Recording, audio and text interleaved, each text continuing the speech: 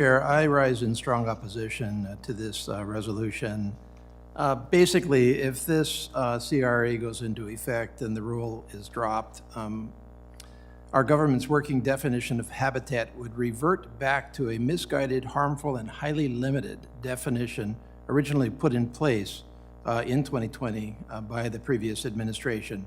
This definition excludes possible habitat that, if restored, could ensure the survival of our most vulnerable species. And so, in effect, what it does is to freeze our remedies into the status quo of habitat that is available to save a species, and discards and disallows the consideration of habitat that is not appropriate for species restoration, but could well be with some minimal level of effort.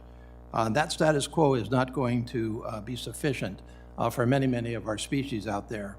And so if this is approved, it'll limit the Fish and Wildlife Service and NOAA's ability to establish critical habitat for listed species based on the best available science. It would limit what counts as habitat, specifically by excluding areas that may require some restoration or modifications to allow critically endangered species to recover. As the agency stated in that rulemaking, the definition and statement made in the December 2020 Trump rule are, quote, in tension with the conservation purposes of the Act because they could inappropriately constrain the service's ability to designate areas that meet the definition of critical habitat under the ESA.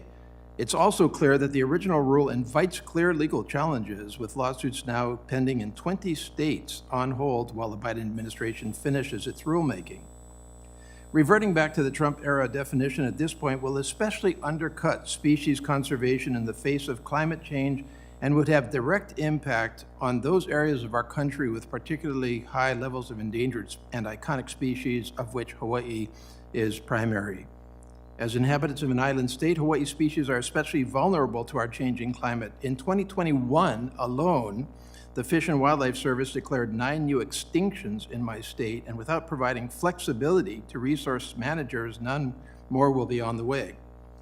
Critical habitat designations can protect areas that are not currently suited for supporting imperiled species, but will be essential for survival and recovery under different conditions in the future. For example, Hawaiian monk seals and sea turtles have become increasingly reliant on beaches in the main Hawaiian Islands for pupping and nesting at sea level as sea level rise inundates their traditional beaches in the northwestern Hawaiian Islands.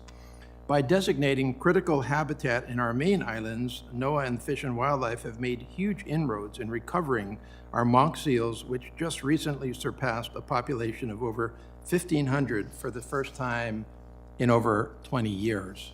And so let's just take a concrete example. Let's say that we have a wetland, side-by-side wetland. One part of that wetland, for whatever reason, is in relatively pristine condition.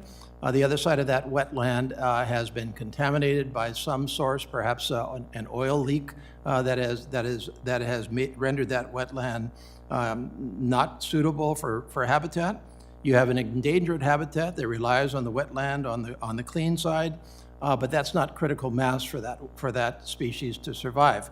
Clearly, you would want to use that wetland on the other side with a minimal set of remedies that could be achieved through oil spill remediation and cleanup, and could save that species. However, this rule would disallow the consideration of the currently contaminated wetland for that species remediation. And you can probably think of many other examples that have occurred in the real world.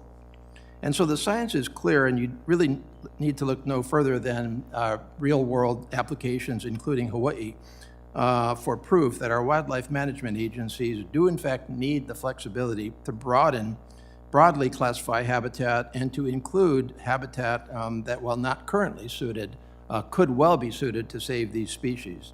And so for these reasons, I urge my colleagues to give these species a chance with this broader definition that we have already adopted using best available science, and vote no on this measure, and I yield back.